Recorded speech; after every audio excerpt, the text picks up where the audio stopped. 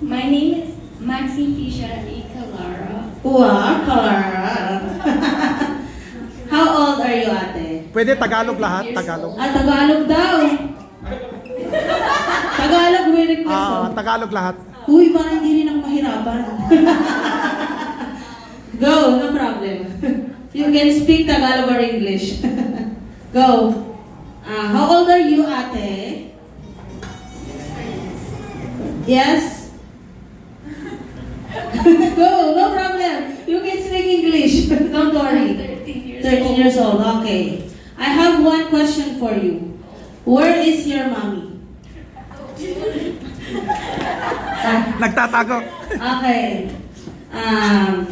What do you love the most about your mommy?